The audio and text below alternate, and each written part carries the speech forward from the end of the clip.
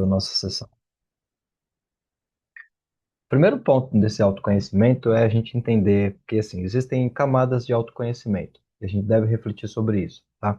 Uma camada, ela é mais conceitual, né? Quem eu sou, por que que eu faço o que eu faço, vou questionando alguns comportamentos, eu vou tentando entender como é que eu fui me tornando assim. Vocês, não essa semana, mas desde a estadia de vocês com a gente dentro da comunidade, em algum momento a gente vai passar pelo processo de identidade novamente, e vocês vão compreender de uma forma mais profunda que, verdadeiramente, tudo que nós fazemos e somos hoje é reflexo e interpretação da nossa história. Tudo aquilo que não está curado, ressignificado, que está em paz na nossa história, são partes que de alguma forma vão gerar comportamentos em nós de dependências, de carências, de sensações de falta. Então a gente vai entendendo num campo mais profundo que se conhecer nesta forma é um nível, conhecer minha história, como é que eu fui entendendo as coisas como eu entendi, por que que algumas coisas que aconteceram há tanto tempo ainda me fazem sentir. A gente vai falar um pouquinho disso aqui. A gente começa a perceber qual é realmente a essência onde esses comportamentos eles foram sendo desenvolvidos.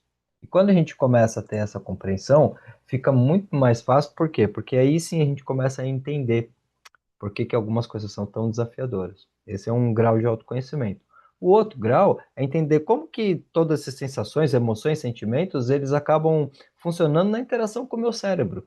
Como que isso pode mudar o meu cérebro? Como que eu posso, de repente, através desses dois entendimentos, saber que existem técnicas racionais que eu posso usar de uma forma assim, muito, vamos dizer assim, estratégica para me reprogramar, para recondicionar a minha mente, para realmente começar a compreender verdadeiramente que quanto mais eu me conheço nesse sentido, mais fácil fica compreender os desafios que a gente vem passando. Eu acredito muito, isso é uma coisa que a gente sempre traz aqui, e aí, é claro, algo que eu sugiro, eu trago como um compartilhar da minha história, que nada que acontece na nossa vida é por acaso, tá? Eu acredito que tudo realmente tem um grande propósito de ser, que as coisas elas vão acontecendo na nossa vida e através desses acontecimentos a gente realmente tem a oportunidade de crescer e se desenvolver. A gente vai entendendo que tudo aqui nesse mundo físico precisa de dualidade. Isso quer dizer que é na adversidade que a gente cresce. Só que, de alguma forma, a gente foi muito condicionado desde criança a olhar problemas e situações adversas necessariamente como coisas ruins. Tudo sempre tem dois lados. Quando a gente consegue captar a nossa mente num nível mais racional, por assim dizer, qual o pensamento que eu tenho? Se me aconteceu uma experiência ruim, isso já aconteceu. E agora eu tenho a opção de guardar essa experiência ruim. Sempre que eu lembrar dela, eu ativar essa memória e gerar esse sentimento e ficar com isso dentro de mim. E eu perpetuo essa experiência. Ou eu tenho a opção de entender verdadeiramente o lado bom dessa experiência e ressignificá-la, então aquilo que foi de ruim acontece só uma vez, porque dentro de mim eu consigo dar um outro sentido para esse acontecimento. Isso é inteligência emocional. E aqui é importante por quê? Porque é claro que a gente vai, vamos pensando assim, que do 0 aos 7 anos de idade é uma fase ela, muito extraordinária para nós, porque é a fase onde tudo começa. A gente começa a ter contato com o mundo, com as pessoas, entendendo o que que é relação, o que que não é. Só que nesse momento, a nossa mente racional, ela não está desenvolvida ainda. Então, em essência, como crianças, nós somos, como bebezinhos, somos emoções puras. O campo emocional, ele nunca esqueceu de nada que nós vivenciamos. Nós temos todas as memórias, desde a época que estávamos ali no ventre de nossas mães até hoje, está tudo guardado e arquivado. Só que, obviamente, essas memórias, por assim dizer, elas não vêm todas para a superfície, senão é como se desse um overload na nossa mente racional. Então, racionalmente, a gente para pensar e a gente acredita que não lembra de muita coisa. Mas no estado de concentração profunda, a gente começa a acessar e começa a se lembrar de situações que foram acontecendo que podem estar causando impacto em limitações que eu tenho hoje e eu não percebia. Quando você tem esse acesso a essa informação, quando você se conhece nesse nível, você agora tem a oportunidade de começar a mudar algumas experiências e se libertar de alguns padrões de comportamento. E aqui eu preciso entender no nível inicial como é que funcionam essas duas mentes, porque tem uma parte minha que é racional, cognitiva, lógica, outra é emocional, é intuitiva. Ela não considera as coisas, por assim dizer, só pelo campo da razão e da lógica. A mente emocional, ela funciona de um campo totalmente diferente da lógica. Ela funciona por associação. Vou dar um exemplo simples para vocês que eu me aprofundo nisso durante a semana. Quando eu ainda estava voando ainda na empresa aérea e comecei a dar aulas, eu tinha uma comissária de voo que dava aula comigo ali e eu comecei a pegar amizade com essa comissária e ela, naturalmente, pela forma dela, ela gostava de homens mais velhos. E eu achava muito estranho isso. Aí eu já fui para ela e falei, poxa, meu, mas por que que você gosta de homens tão mais velhos assim? Aí ela falou para mim assim, porque eu busco um pai. Buscar um pai? Que maluquice é essa que você tá me falando? Que tem a ver uma coisa com a outra? Ela falou pra mim assim, não me fala assim não, hein? Porque eu tenho certeza que você também busca uma mãe. Eu falei pra ela, você tá maluca, menina? De onde você tá tirando essas coisas? Pra mim, mãe é mãe, esposa é esposa, pai é pai, marido é marido, coisas distintas. Ela falou, não, você é casado? Eu falei, sou. Vai e fala pra mim que você não atribuiu as tarefas que eram da sua mãe e não transferiu pra sua esposa. E, gente, a coisa é muito louca, né? Porque eu já contei várias vezes essa história aqui. Eu fui criado pela minha avó. E as aulas aconteciam na empresa de quinta e sexta-feira. Então, na quarta-feira à noite, daqui na minha casa, a Ariane estava passando a minha camisa e eu do lado parado assim, olhando para assim, minha avó não passava a minha camisa assim. Então foi inquestionável. Quando ela falou aquilo, ainda não fazia sentido porque eu estava começando o processo de autoconhecimento. Mas é o que tem a ver com a nossa mente inconsciente e emocional. Então é de uma certa forma o seguinte, num nível bem simples para a gente compreender isso, se de repente eu sentir muita falta do amor materno, eu transfiro muitas vezes essa busca para um cônjuge. É daí que nasce a dependência emocional. Porque a pessoa muitas vezes ela substitui sem saber que substitui, e o medo de perder pode causar algum gatilho de dor. Então, olha como que a mente emocional ela vai fazendo associações de coisas que muitas vezes a gente não entende, mas que geram gatilhos e despertam padrões de comportamento. Quanto mais eu entendo essas duas mentes, como eu mais percebo como elas funcionam, mais fica claro para mim começar a compreender agora como eliminar alguns comportamentos de sabotagem. Porque eu acredito muito que todo processo de autodesenvolvimento ele tem dois pilares muito fortes. Um pilar é a terapêutica, que é essa, tem a ver com a história de vida, com os acontecimentos, com tudo que a gente foi sentindo.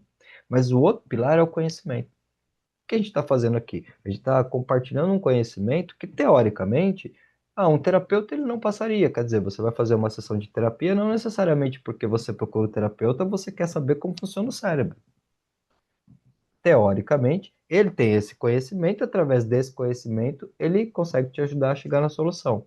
Só que nós acreditamos que, quando a gente fala de autoconhecimento e do que nós estamos conversando aqui, isso não tem tanto a ver com um trabalho específico de terapeuta, de mentor, de desenvolvimento pessoal. Isso tem a ver com autoconhecimento, porque se eu sei como eu funciono, eu consigo compreender melhor meu padrão de comportamento.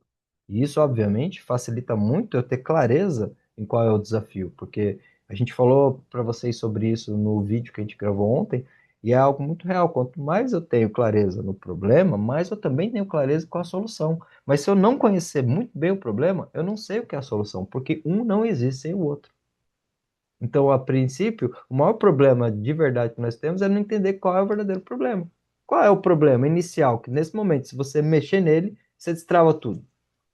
Tem clareza disso quando você pensa? Vem algo logo em mente? Ou é algo que você sente que você tem que pensar para realmente entender que de muitos problemas que você possa ter, ou conflitos ou coisas, existe um que é o primordial, que é ele que eu preciso entender. É aqui que quando a gente começa a trazer movimentos de acalma a mente, respira, se conecta mais com você. Por quê? Porque quando eu trago essa clareza, eu trago mais consciência. E a partir desse movimento de consciência, eu agora passo verdadeiramente a conseguir analisar o meu campo emocional sem que ele influencie minha tomada de decisão. E na verdade, para a gente começar a entender como que as nossas emoções, os nossos sentimentos estão influenciando nas nossas escolhas, né? Vou dar um exemplo disso que estava no perfil, que é a questão de não saber falar não, né? Porque essa decisão ela é tomada, na verdade, com medo de desagradar os outros. Aí a pessoa prefere desagradar a si mesma para agradar os outros, né? Porque às vezes a pessoa não quer fazer aquilo, mas ela faz por quê? Porque ela tem medo de desagradar. Aí você percebe assim que dentro das nossas escolhas, tudo aquilo que está acontecendo, né, tudo aquilo que a gente está escolhendo tem influência de emoções. Então isso aí dirige o nosso comportamento, de ir lá e fazer e deixar a nossa vida em segundo plano, deixar tudo aquilo que é prioridade nossa para trás. né? Mas isso aí é uma busca inconsciente de aprovação, de reconhecimento, questões que eu percebi da minha própria infância, na verdade, porque eu percebi que eu tinha esse padrão, né? Esse padrão assim de não saber falar não, de querer agradar todo mundo, medo de desagradar as pessoas, medo das pessoas não gostarem mais de mim, né? Então eu sempre fui aquela pessoa que deixava minha vida em segundo plano. Isso não era só na relação de amizade, isso era em todas as relações, né? Na relação de marido e mulher, na relação com meus filhos, na relação com todas as pessoas. Eu sempre estava buscando aprovação, eu não sabia dizer não para nada. Né? E aí, lógico que eu ia deixando minha vida para trás, né? Tudo aquilo que era sonho, que era objetivo meu, né? Eu fui deixando para trás para fazendo tudo para os outros, buscando a aprovação das pessoas. Né? Então, se a gente não percebe que isso vem da nossa infância, que vem de questões, né? Por exemplo, meu pai e minha mãe se separou, né? Então aí meu pai foi embora, minha mãe tinha que trabalhar, então eu era uma criança que não tinha muita atenção, né? Eu sentia rejeição, eu sentia um abandono, então, isso tudo me fez ter esse tipo de comportamento de estar sempre buscando alguma coisa fora, buscando reconhecimento, buscando amor fora, buscando nas outras pessoas. Por isso que era o medo de desagradar. Eu tenho que ser a melhor amiga do mundo, por quê? Porque se eu não fizer tudo que a pessoa quiser, aí eu não quero gerar esse conflito, né? Eu não quero desagradar a pessoa, né? A pessoa vai ficar chateada comigo. Então, é para a gente começar a perceber que, dentre todas as nossas escolhas, se a gente está tomando no impulso emocional do medo, que você vê que é uma forma de medo, né? Uma forma de medo assim, não quero sentir a rejeição, por isso que eu quero agradar todo mundo. Então, essa que é a questão, né? Tudo tem a ver com medo. Só que agora a gente vai começar a entender o que que é viver mais do amor, né? O que que a gente está fazendo vivendo mais do medo. Então, a gente vai começar a separar essas duas questões para a gente começar a viver mais do amor. E viver do amor que eu digo são os sentimentos positivos. É a determinação, é a perseverança, é a coragem, né? É tudo isso que a gente já existe dentro de nós. Só que a gente vai aprender o que? Acessar. Mas é só se conhecendo, é só se entendendo de verdade para a gente entender por que que a gente faz certas coisas para a gente poder aprender a dizer o não, né? Sim. Aprender a ser mais assertiva. Tem, inclusive, que tem a conexão exatamente com esse slide que ele está trazendo aqui para a gente. Ó, muitas vezes a resistência não é falta de vontade, é proteção emocional. Por que que é tão difícil para mim mudar? Às vezes, coisas que eu considero, quando eu paro para pensar, que ser simples. Tipo, quer dizer, a ação em si não tem nenhuma complexibilidade. O que é difícil mesmo não é fazer a coisa, é só decidir fazê-la. É só amanhã ter essa compreensão de que se eu acordar no automático, eu já tenho uma pré-programação. E dentro dessa pré-programação não existe mudança. Mesmas ações, mesmo resultado. Não tem a ver com capacidade nem com potencial, tem a ver com escolha. Porque uma coisa é você fazer as mudanças radicalmente que você precisa, dedicar ao máximo, realmente perceber que você está todo dia se empenhando e aí você não consegue. E aí você dizer, ah, eu não consegui. Outra coisa é você pensar na mudança, não fazer ela e já achar que não consegue. Porque aqui já está tendo um pré-julgamento já sobre si mesmo. Eu nem fiz diferente para saber. Às vezes eu até falei que eu ia fazer aquilo diferente, mas no fundo eu olho e fiz meio parecido. Então, peraí, eu nem me dediquei de verdade para ter a ideia se eu vou conseguir ou não. Então, só que muitas vezes, vamos pegar, se a pessoa, ela, de repente, ela tem um gatilho de rejeição, se ela tem um complexo de inferioridade, se ela tem essa questão de aceitação, o medo dela passar vergonha ou dela errar faz com que muitas vezes ela gere essa resistência. Porque, gente, essa palavra vocês vão ouvir bastante aqui. No fundo, tudo vem de aceitação. Tudo vem de aceitação. A primeira coisa para a gente ter sucesso na nossa vida e começar a fazer mudança é se aceitar. Se você não se aceitar do jeito que você é, da forma que você está, complicou. Mas, Alex, se eu me aceitar, eu vou ficar passiva? Não, é aí que tá. A gente até falou sobre isso numa das sessões que nós fizemos aqui na comunidade algumas semanas atrás. A aceitação, nesse sentido, ela não tem a ver com passividade, ela tem a ver com neutralização. Porque se tem uma coisa que você não aceita, te incomoda. Quando você aceita, para de te incomodar. Mas veja bem, você aceitar no sentido de não reagir àquilo, não quer dizer que você vai se conformar e ficar dessa forma. Ao contrário, você só tira a interferência emocional, que às vezes deixava você irritada, se sentindo culpada, ou com medo, ou qualquer coisa assim. Você tira essa emoção, porque agora você consegue racionalizar. O que que eu vou fazer a partir disso daqui? Porque no medo e na emoção, a gente não reage. E olha aqui o que está exatamente dizendo no slide. Decisões inconscientes nascem de memórias emocionais. Muitas escolhas atuais são influenciadas por registros emocionais antigos, mesmo quando a pessoa não percebe. A decisão parece atual, mas a reação pode vir de uma memória antiga. A gente está falando aqui, de certa forma, de padrões. Observa dentro daquilo que você sente que precisa mudar, onde é que estão os padrões que você se pega sempre se auto-sabotando. E essa autossabotagem não precisa ser necessariamente só em termos de ações, tá? Essa autossabotagem, ela pode ter a ver até mesmo no que você pensa sobre si mesma.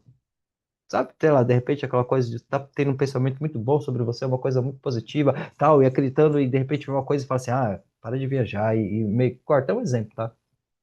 Talvez você sinta algo parecido com isso. Então aqui você já começa a perceber que tem algo mais profundo de onde está vindo. Lembra da mente associativa? Agora talvez faça no sentido, no nível mais profundo perceber. Porque aqui a gente começa a ter uma percepção, vamos dizer assim, muito mais clara do que é verdadeiramente um processo terapêutico. É o processo de eu conseguir resgatar a minha história, olhar para ela, observar como que o meu eu criança via ela e diferenciar como que o meu eu adulto vê ela. Porque aqui você tem uma metáfora muito simples, onde o eu criança, ele vai ser toda a tua parte que passou pelas emoções porque não tinha o conhecimento. Mas o teu eu adulto, não, ele já consegue olhar para aquilo de forma diferente. Ele já consegue gerar uma situação de compreensão em algumas situações que o eu criança não conseguia, de forma simples. A criancinha está lá esperando o papai dela chegar, ela tem 2, 3 aninhos. Aí o papai chega em casa. Só que assim, o papai está no momento que ele vai ser despejado, ele está passando fome, ele acabou de ficar desempregado, ele tá péssimo. Aí quando ele abre a porta, ela vai correndo, papai, papai, ele fala assim, agora não.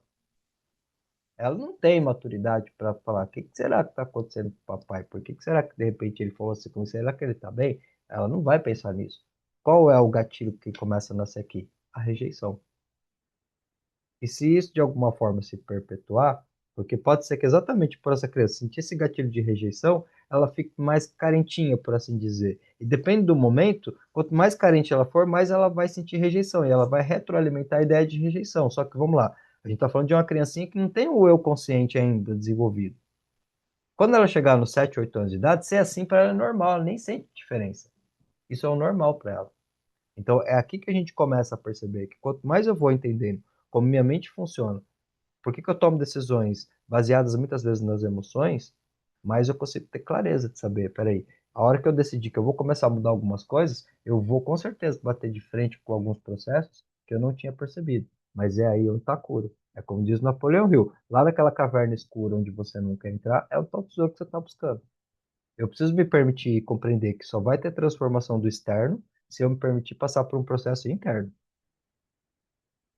Sim, e essa questão que o Alex trouxe, ela é bastante importante, porque essas associações, tudo isso que a gente traz do nosso passado, está atuando no nosso presente, né? Que são as nossas escolhas, nossas decisões, né? Então, elas estão sendo tomadas no impulso da emoção. Então, se a gente está arquivando, né? Arquivando o que eu quero dizer, a gente está carregando mágoas, ressentimentos, né? E tudo isso tem a ver com perdão, para a gente conseguir perdoar, né? Para a gente conseguir se libertar dessa carga pesada que a gente vem carregando, né? Que não serve para a gente mais para nada, né? E a gente precisa se curar, a gente precisa se libertar dela, é só conseguindo compreender e perdoar, né? Para a gente conseguir se libertar disso, para a gente ver a vida com mais leveza, porque, vamos dizer assim, essas associações do passado, elas distorcem, né, o que é o presente hoje, né? Porque esses gatilhos, eles vão aparecendo, é uma coisa assim, ah, a pessoa se sentiu rejeitada na infância, sentiu abandono, aí a pessoa vai para um processo seletivo, por exemplo. É lógico que ela tem medo da rejeição. Ela tem medo de ser ela, porque o que era não era bom o suficiente. Né? Porque foi introduzida essa ideia quando, por exemplo, uma criança, né, que deixou cair um copo, fez alguma coisa errada, e ela recebeu crítica, ela recebeu olhares, né, assim, tipo, de rejeição, o que que ela começa a pensar sobre ela? Ah, não sou bom o suficiente. Né? Então, isso aí, a pessoa está carregando essa ideia, essa crença. Né? Isso aí a gente fala de crenças limitantes.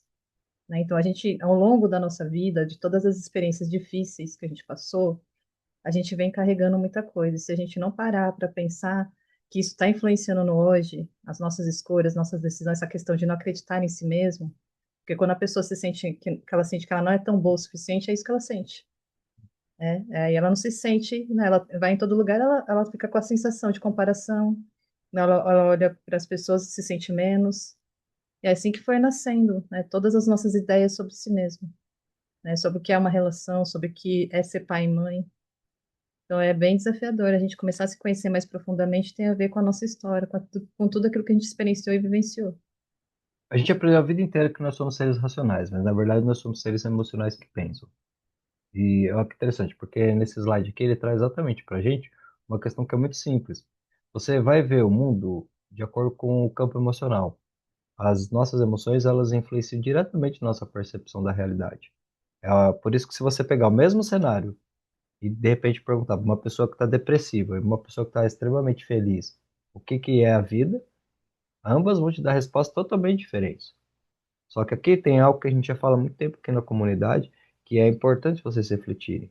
Os acontecimentos, eles não têm significado intrínseco. O que está acontecendo está só acontecendo. Alguém precisa chegar ali, ter um contato com essa experiência, e aí, de acordo com a vivência daquela pessoa, ela vai dar um significado. Isso é bom, isso é ruim, isso é fácil, isso é difícil. Porque, no fundo, quando a gente vai entrando para um processo de autoconhecimento profundo, você realmente vai percebendo que a forma que você vê o mundo, ninguém vê. Então é natural que a gente vai concordar em muita coisa, mas nunca vai concordar em tudo. Porque se você conhecer uma pessoa que concorda 100% em tudo com outra pessoa, alguma dessas pessoas está perdendo identidade.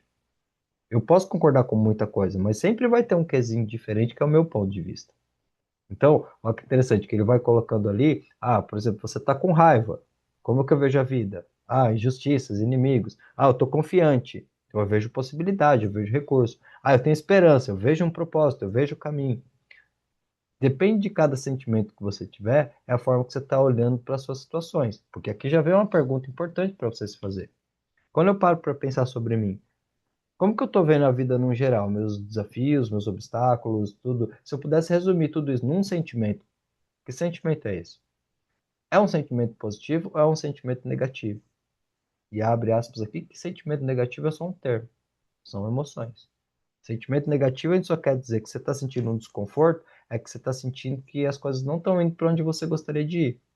Então, ótimo, a gente identifica isso. Mas é aqui que a gente começa a compreender. Aonde é que estão vindo essas emoções que podem estar afetando e como é que eu consigo fazer para não permitir que elas, vamos dizer assim, roubem a minha razão. Então, olha só, a decisão consciente não é ausência de emoção. Escolher com consciência não é deixar de sentir, é perceber a emoção, acolher e então decidir. Lembra sempre dessa frase: aquilo que você resiste persiste. Quanto mais você nega uma coisa, mais força ela tem. É, mas ela te domina. Na verdade, é isso. É que nem eu estava dando aquele exemplo de sentir preguiça. Quando eu percebo que eu tô com preguiça, isso já é assim, eu me tornar consciente, eu aceitar que eu sinto isso e eu falar, não, eu quero ser proativa, né? Então eu decido agora fazer aquilo que eu preciso fazer em prol daquilo que eu quero, né? Porque se a gente esperar a vontade, a gente vai ficar esperando. Não é porque a vontade, assim, a vontade tem que ser uma decisão tomada, né? Então aí a vontade ela já acompanha quando você senta ali para fazer suas coisas, né? E aí você vai sentindo, né? Aí você conecta, aí você entra naquele estágio de você estar concentrado naquilo que você está fazendo. E aí tudo vai começar a passar. Por isso que eu falo assim, a questão é a decisão de sentar para fazer, né? Assim, a decisão de falar assim, não, né? É ter clareza daquilo que se sente, porque se a gente não tem clareza, aquilo domina. E se a gente não integra, se a gente não aceita, né, que eu sinto isso, aí eu não consigo mudar, não tenho, vamos dizer assim, ficar inconsciente, aquela pessoa que está inconsciente. Como a gente está falando de tomar decisões mais conscientes, a gente está sabendo aquilo que a gente está sentindo e poder tomar uma decisão contrária daquilo. Isso, porque quando a gente fala assim, uma decisão inconsciente, vamos dizer, uma pessoa que teve um ataque de ciúmes. Nesse sentido, a gente vai dizer que a decisão dela foi inconsciente, por quê? Porque foi baseada, foi envolvida por uma emoção que depois é que ela racionalizou. Então, nesse sentido, a gente vai dizer que é inconsciente, o que obviamente não exime a responsabilidade da pessoa pela ação. É por isso que quanto mais a pessoa se conhece, mais ela naturalmente tem a tendência de ter habilidades humanas, por assim dizer, em termos de relacionamentos, de comunicação, de tolerância, né? Não é tipo mais claro, a gente vê aquela pessoa que tem a ideia de ser o sábio e tal, ele é paciente. Por quê? Porque ele consegue compreender a incompreensão do outro, por assim dizer. Ele não traz para ele. A gente começa a entender que nesse campo de emoção, a gente tem coisas que quando a gente está bem, a gente se blinda, a gente não pega para a gente. Só que se você estiver vulnerável, você se identifica. E se você se identificou, você traz. Então, como é que começa esse processo de cura? Porque vocês vão perceber que por mais que aqui, nesse momento, essa semana, a gente esteja focando nos seus objetivos pessoais, mas todo esse conhecimento aqui, ele vai afetar com força as relações de vocês. Porque você começa a ter clareza do que é você e do que é o outro. Se o outro fez algo que te abalou emocionalmente, é seu. Isso não quer dizer que você tem o mesmo comportamento, ou, a pessoa foi egoísta, me abalou, eu sou egoísta. Não necessariamente, mas que esse egoísmo gerou algo dentro de você, gerou. E aqui a gente vai trabalhando algo de compreender sempre o seguinte: nenhum ser humano tem o poder de te afetar emocionalmente. É nós que nos afetamos com o que o outro faz. No fundo, é a gente que sempre se machucou. Porque se a gente tivesse blindado para isso, a pessoa poderia fazer o quê? Não quer dizer que você não vai reconhecer uma situação negativa, que você não vai reconhecer algo que de repente não foi tão bacana. Isso sim, só que você não guarda a dor. Você consegue dissociar. É que, na verdade, você não leva mais as coisas para o lado pessoal, porque a questão é exatamente essa, é tirar o julgamento, sabe? Para você conseguir, de verdade, entender que aquilo é da pessoa e não é seu. Eu estava até dando um exemplo hoje para uma pessoa que eu estava atendendo. Eu falei, às vezes você vai nos lugares e as pessoas te atendem mal, só que aí você vai pegar aquilo que não é seu, você vai ficar se sentindo mal porque a pessoa te maltratou, né? Porque isso aconteceu comigo uma vez que eu fui na padaria. Aí eu tava explicando isso pra ela, por quê? Porque ela também tava sentindo que ela não tava bem porque ela tava, né, atendendo as pessoas e as pessoas estavam maltratando ela. Aí você vê assim que eu falei pra ela assim, a gente não pode levar pro lado pessoal, porque não tem a ver, né, com você, não é porque é você. Isso seria com qualquer pessoa, porque a pessoa não está bem com ela. Aí, se a gente consegue compreender, a gente consegue se libertar. Você vai ter que tirar o julgamento e não levar pro lado pessoal. A gente vai ter que olhar aquela situação e falar assim, aquela pessoa ela não está bem com ela, né? Por isso que ela está revidando nos outros, né? Ela deve estar com algum problema em casa ou no trabalho, que ela está descontando nas pessoas. Isso aí é uma coisa que é justa? Não, claro que não. Ninguém tem o direito de fazer isso. É por isso que eu estou falando assim. Às vezes a gente vai precisar ser assertivo com as pessoas nesse sentido. Por quê? É que ser boa, isso não quer dizer que você é boba dos outros, né? Você querer ser uma boa pessoa não é você ficar aceitando tudo, não é deixar as pessoas sentar, pisar em cima da gente, não tem a ver com isso. Tem a ver com a gente ser assertivo. E ser assertivo é a questão assim de você se posicionar, né? Se posicionar no sentido de falar assim, eu estou te respeitando e eu quero muito que você me respeite. Não vou admitir falta de respeito comigo. É colocar a pessoa no lugar dela. Isso é uma comunicação assertiva sem ser agressiva, porque a gente não precisa agredir as pessoas, porque como ela estava no trabalho dela e era né, os clientes que estavam maltratando ela, aí foi isso que eu falei para ela. Então, você não vai deixar as pessoas fazer o que elas querem, porque ser uma boa pessoa não é isso, né? Sim. Então, você vai aprender a ser assertiva com elas.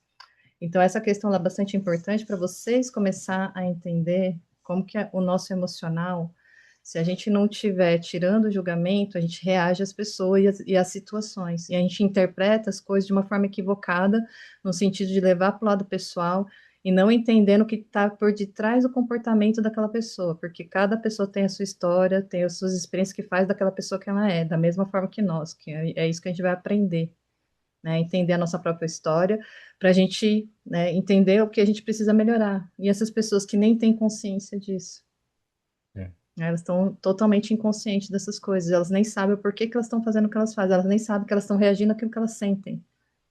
Né, então aí que está a questão. Né, então, aprendendo mais sobre inteligência emocional, é a gente começar a tirar o julgamento, né, e parar também com as autocríticas internas também, porque tudo é um processo, né, está em constante processo de melhoria. Quanto mais a gente vai, né, se conhecendo mais, a gente tem a tendência de melhorar, de ser o melhor que a gente pode ser. Né? E se a gente não foi até agora, é porque ainda não era a hora. Né? Mas é lembrar sempre que a gente sempre esteve dando o nosso melhor. Né? Por isso que essas autocríticas, esses julgamentos que a gente tem com a gente mesmo, a gente precisa começar a cancelar também. É verdade. Aqui, ó, de forma bem simples, essa amígdala que está aqui, ela, vamos dizer assim, que ela, de uma forma simples, é responsável pelo sistema de comportamento. Então, normalmente, quando a gente tem situações que colocam a gente no estado de medo, é onde a emoção vem, domina e reage. Se você observar bem, essa reação instintiva, ela tem, por sua essência, a função de proteção. É que às vezes o medo pode ser relativo. Às vezes ela pode falar alguma coisa que starta um gatilho meu de uma rejeição emocional, e isso me starta um medo de perder, e tudo isso acontece no inconsciente e eu esbravejo. A gente vai falar mais profundamente sobre isso depois para vocês, como funciona essa interação. Então, a gente vai percebendo que, na verdade, parece que a emoção é que está no campo presente e a razão está no passado. Porque quando você percebe que uma coisa aconteceu, ela já aconteceu. Ou seja, quanto mais eu vou me condicionando a estar com a minha mente alinhada com o meu momento presente, mais eu consigo ter um reflexo melhor para tomar de decisão. E isso faz toda a diferença. Então, nesse caso, é o que vai acontecer. A emoção ela vai decidir, por quê? Porque vem todo esse processo e vem todo um movimento que é automático, que é espontâneo. Ele acionou algum gatilho, esse gatilho acionou uma série de coisas que acontecem na minha mente que eu nem percebo que aconteceu, e a hora que eu me dou por conta, eu já estou reagindo. Isso pode acontecer de várias formas, tá? E a gente achou interessante trazer isso aqui para vocês pelo seguinte, porque acho que a partir do momento que a gente começa a perceber, vejam bem que independente da situação que você passa, por que que uma pessoa de repente ela vai lá, por exemplo, fazer lá um processo seletivo e de repente ela chega ali, ela já está com vários gatilhos de medo, de insegurança, de ansiedade, ó. Percebe que a emoção ela já dominou? Percebe que aqui é a capacidade analítica dela, onde ela tem que estar ali muito clara. Por quê? Estou trazendo para vocês a questão do processo seletivo, mas dá para usar isso para exemplos gerais, gente. Porque o que que é uma etapa de um processo seletivo? É uma negociação. O que que você vai vender? Suas habilidades. Aqui, que se eu não souber reconhecer minha habilidade, como que eu vendo um negócio que eu não reconheço? Entende? Então, eu não posso ter insegurança de achar que vender aquilo que eu tenho de positivo é ser melhor que o outro, porque entra naquilo que eu já trouxe para vocês. Como que a gente começa agora a condensar esse movimento em pequenos passos? Bom, você já teve as informações do seu perfil comportamental. Agora, o que eu sugiro para você? A partir do momento da tarefa que você colocou ali, coloca esse foco e amanhã acorda com intenção de observar o teu dia a dia, o teu comportamento, a interação que você tem com as pessoas. Por quê? Porque amanhã a gente traz um outro campo agora para isso. Agora, amanhã a gente pega as informações que você tem do seu perfil e acrescenta agora fazer uma análise geral da tua vida. Porque agora você está trabalhando no perfil. Amanhã é quase que aleatório. Mas quando terminar o dia de amanhã, a gente já vai ter clareza de que área da vida específica esse perfil tem que ser colocado.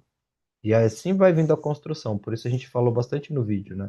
Essa interação ela funciona exatamente com a permissão de vocês, porque conforme vocês forem se colocando nos desafios, vocês vão mensurando realmente as necessidades, e aí se a ferramenta cai como uma luva.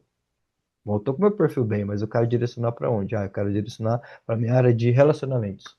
Putz, mas de repente eu percebo que eu preciso me comunicar melhor. Opa, quarta-feira a gente tem desenvolvimento de competências.